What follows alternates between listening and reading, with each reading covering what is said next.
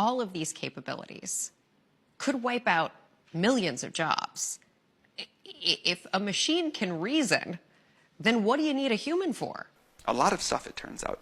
One of the things that we are trying to push the technology trajectory towards, and also the way we build these products, is to be a tool for humans, an amplifier of humans. And if you look at the way people use ChatGPT, there's a pretty common arc where people hear about it the first time, they're a little bit dubious, and then someone tells them about something, and then they're a little bit afraid. And then they use it.